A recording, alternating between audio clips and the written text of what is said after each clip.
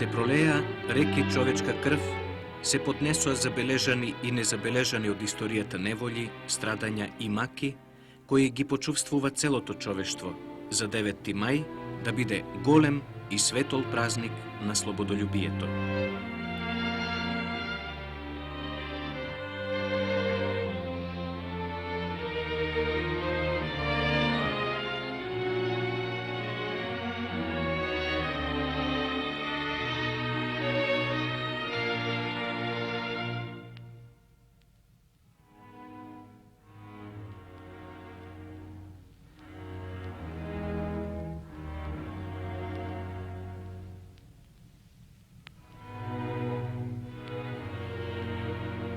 Збратимените народи и народностите на Југославија, славејќи го денот на победата над фашизмот, секогаш се сеќаваат на огромните жртви, напори и херојските победи. Се сеќаваме за ослободителната и револуционерна борба која ни овозможи во војната и по неа да го градиме сопствениот живот и социјалистичкото општество, збратимени и рамноправни.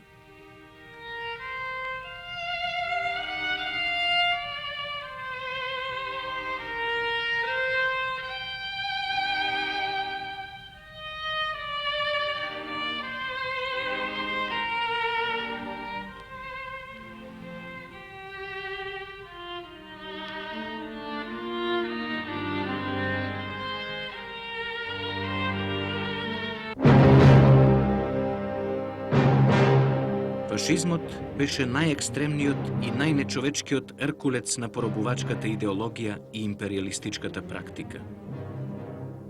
Се устоличи со помош на реакционерните буржуаски кругови, кои во него видоа оружје за борба пред се против резултатите на големата октомвриска револуција и заради задушувањето на се погласните и поенергични барања на работничката класа. Комунистичкото движење кое се рашири во Европа најповеќе и сметаше на буржуазијата. Заради тоа, добредојдена им беше фашистичката агресивност не само во Германија, туку и во многу други земји. Со еден збор, фашизмот, најизразито лицетворен преку Хитлер, беше оружје во борбата против револуционерните движења во светот, кои од ден на ден се повеќе се ширеа.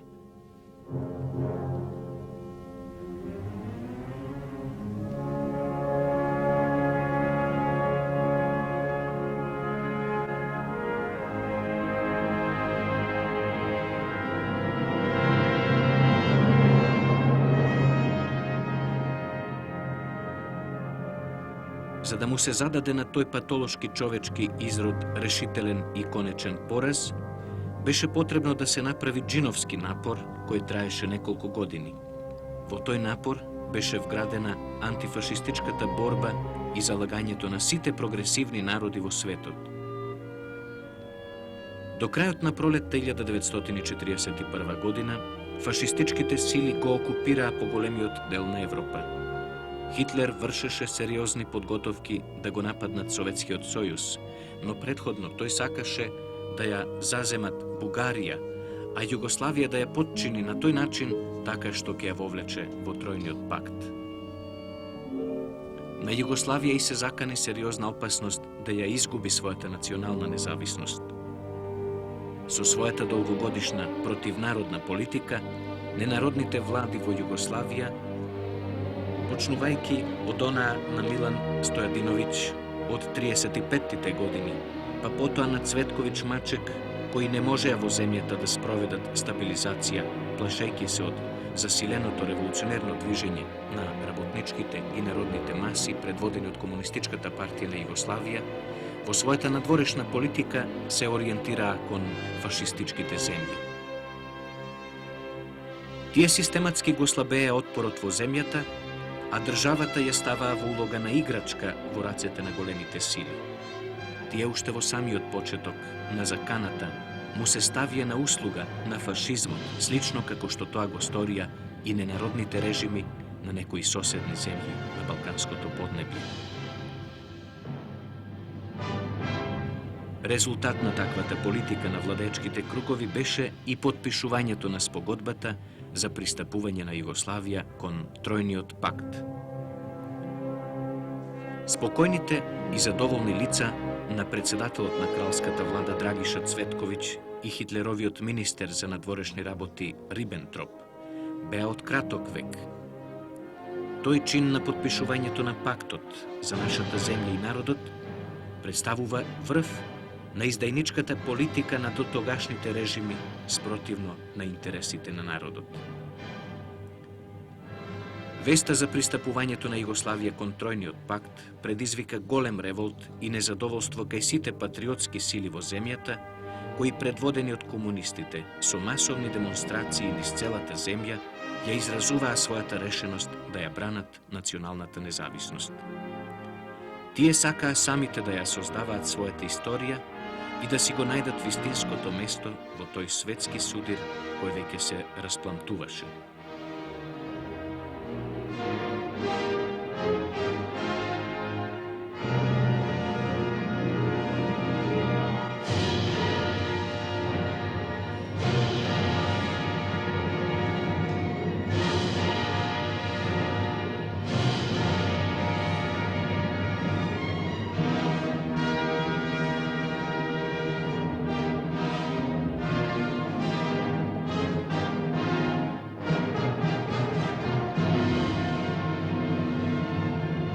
На 27 март, патриотите на Југославија најјасно го демонстрираа своето расположение кон пактот. Британскиот премиер Винстон Черчил, уште истиот ден, пред Централниот совет на својата странка, по повод овие настани изјави: Југословенската нација рано утрово ја најде својата душа, тоа патриотско движење произлегува од гневот на еден одважен и воинствен народ заради предавството на неговата земја. Овие настани имаа посебно историско значење. Тие настани покажаа дека ерата на буржуаската политика е мината и дека раководната улога мина во рацете на работничката класа и најсвесниот нејзин дел комунистичката партија. Со право може да се каже дека големите демонстрации од 27 март представуваат прв гласник и прв чекор во револуционерните процеси кои го променија карактерот на Југославија. Вестите од Белград за настаните во Југославија го разбеснија Хитлера. Тие настани му невозможија да продолжи со агресивните планови, а пред се кон Советскиот сојуз. Разлутен од овој неочекуван настан, уште истиот ден донесе решение, без никаква најава да се изврши агресија врз Југославија. И така на 6 април, во раните утренски часови, Хитлеровата армија ја нападна нашата земја. Покрај германската солдатеска, во Југославија влегоа и војските од соседните балкански земји, кои му беа верни слуги на фашистичкиот нов поредок, мислејќи дека оваа мала земја ќе биде лесен плен за нивните познати освојувачки апетити и планови.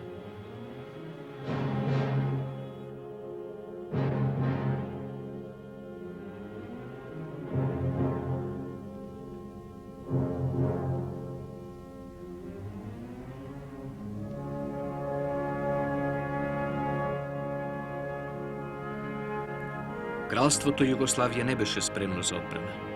Петоколонашките елементи кои веќе се беа вгнездиле во врвовите на воената и политичката управа, правеа се за да го смалат отпорот против агресорот. Ново прогласениот крал со владата ја напуштија земјата, оставајќи го народот на милос и немилос на разбеснетите освојувачи и домашните предавници.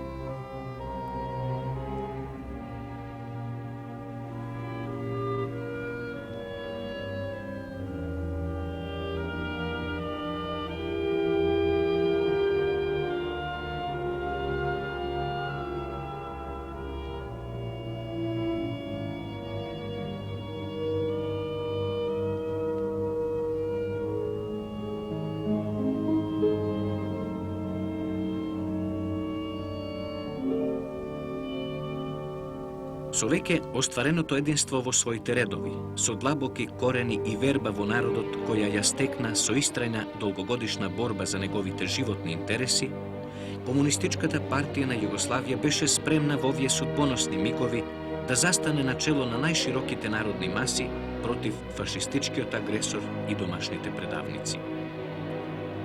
Таа во почетокот на април упати повик до народите на Југославија да се спротивстават на окупаторот. Партијата и сама го поттикнуваше борбениот дух на народот, но сето тоа не помогна. Катастрофата не можеше да се избегне. За неполни 12 дена земјата беше окупирана, што беше доказ за цврстината на режимот.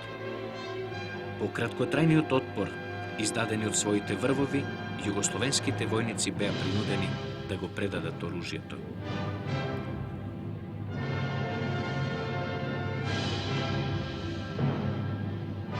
Брзата капитулација пред окупаторот, како и севкупната политика на буржуазијата, непосредно пред војната и во текот на неа, ја откри пред југословенските народи вистината за срамното предавство, неспособноста и служењето на странските империалистички интереси.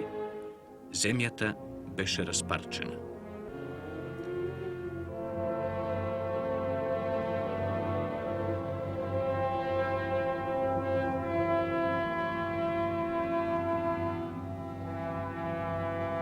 Во тие судбоносни денови на најтешки искушенија, единствено комунистичката партија на Југославија остана верна и доследна на својот народ.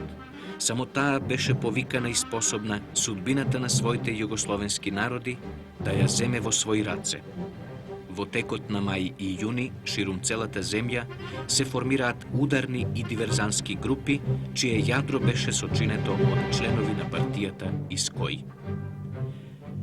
Доаѓа и до првите акции против окупаторот. Се нижат саботажи и диверзии за на 4 јули да дојде и судбоносниот ден и големата одлука на комунистичката партија и другарот Тито, сите на оружје.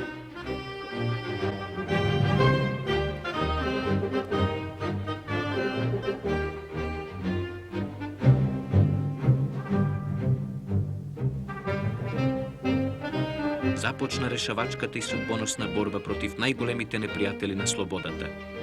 Пролетерите на Југославија веќе се наоѓаа на своите борбени места. Во првите воени редови, збиени цврсто околу својата авангарда. Недвоумејќи се ниеден момент, тие беа спремни за тешката борба. Со високо кренати глави, верувајќи му на човекот кој ги предводеше и верувајќи во идеалот за кој се борат, ја започнаа последната и решавачка битка за слободата и среќата на човекот.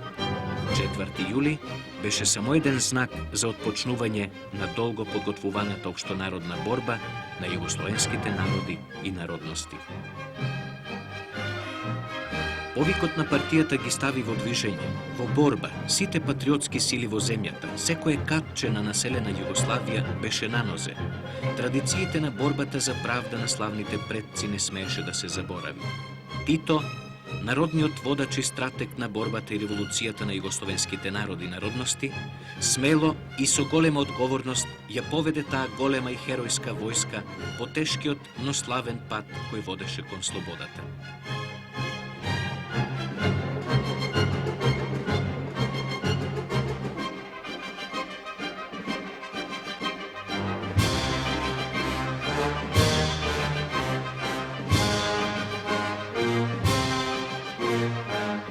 Југославија стана тврдина за фашистичките освојувачи. Се нижеа борби и победи, а преку нив се создаваа и со крв се раѓаа од ден на ден слободни територии, кои сериозно ги загрозуваа позициите на окупаторските војски, кои, избезумени, секојдневно беа присилувани да преземаат се поголеми војни операции против зајакнатите партизански борбени редови. Но се беше веќе доцна. Губејќи една слободна територија, партизанските одреди создаваа друга. Окупаторот никаде не се чувствуваше веќе безбеден. Тој осети дека виталноста и силата на ослободителното движење се наоѓа во сестраната поддршка која народот му ја укажуваше, затоа тој со помош на ненародните елементи ги испробуваше сите облици на уништување, терор и притисок со цел да го заплаши и деморализира неборечкото население, да го скрши отпорот и борбениот дух на народот. Наидуваа таласи на репресалии, масовни стрелања, бесења и прогони. Но зверствата само ја распламтуваа омразата кај народот и неговата решеност да истрае до крај во веќе започнатата борба за слобода. Духот на револуцијата беше неуништив.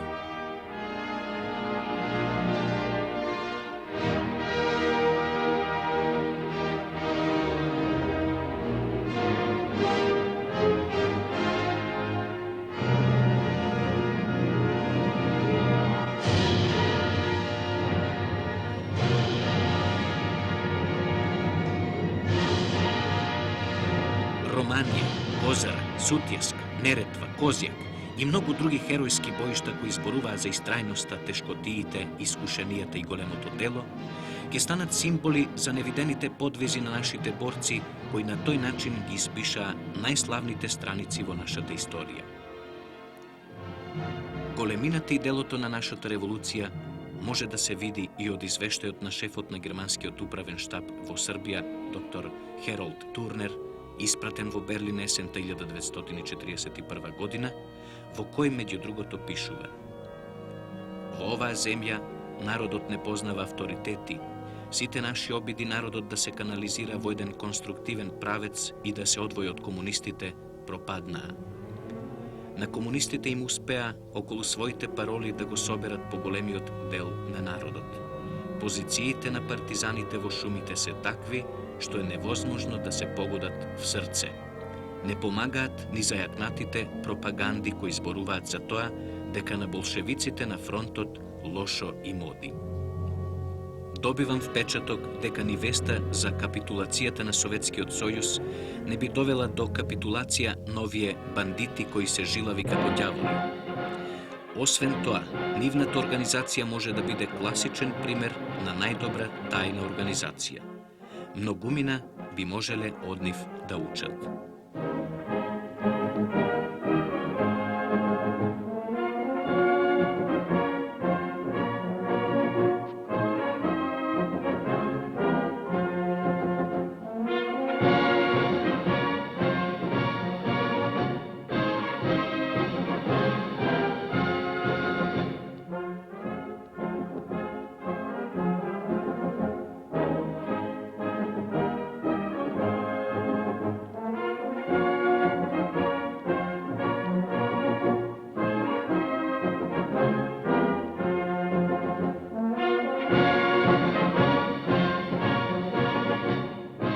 Развојот на ситуацијата во Европа во средината на 1944 година за фашистите беше се повеќе неповолна. Германските армии на сите фронтови беа во одбрана поднесувајќи се поголеми жртви. Сојузниците жестоко напаѓаа. Почна да се стега железниот обрач околу Кукастиот крст. Војната се ближеше кон крајот и се повеќе се гледаа колони на заробени германски војници. На крајот од 4-годишната заедничка борба на сите прогресивни и слободолюбиви народи, собрани во антифашистичката коалиција, фашизмот се распадна, но зад себе остави големи злосторства и досега во историјата невидени зверства.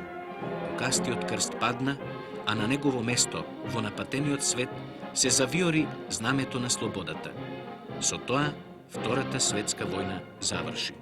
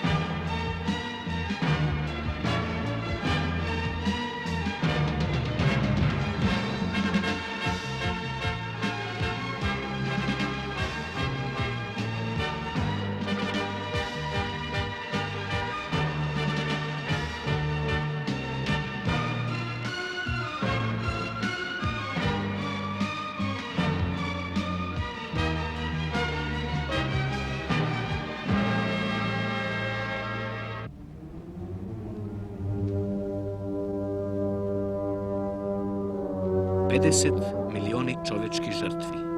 Од сите земји на светот се цената на таа војна што е започна малоумниот каплар кој посакуваше знамето со кукастиот крст да се виори над сите меридијани во светот. Неговото име беше и ќе остане како најмрачно и најзлосторничко во поновата историја на човештвото. Секогаш неговото име ќе го поврзуваме со милионите жртви, со милионите жени, деца, старци кои останаа по хумките на логорите, кои ги спалија во крематориумите, кои останаа под рушевините и кои останаа на бојните полиња, да сведочат за една малоумност, за една нечовечност.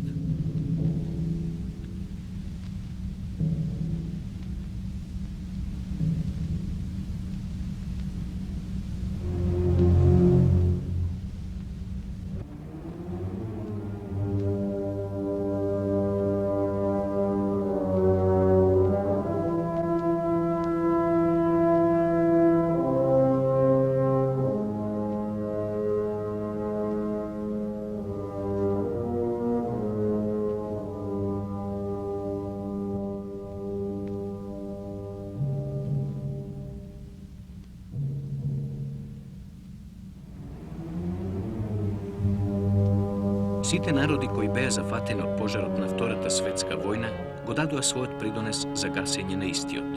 Но на Југославија и припаѓа едно од позначајните места, затоа што од 50 милиони жртви колку што проголта Втората светска војна, 1.700.000 ги даде таа. Секој девети југословен го положи животот, својот скап живот за оваа слобода. Тие паднаа со своја визија за слободата, со своја непресушна верба за она што го имаме и за кое се бориме денес, за нашето демократско, самоуправно општество, кое колку што го зацврстуваме и развиваме понатаму, толку повеќе со тоа ќе им оддадеме признание и ќе им се одолжиме на 1.700.000 жртви кои не можат денес заедно со нас да и се радуваат на слободата.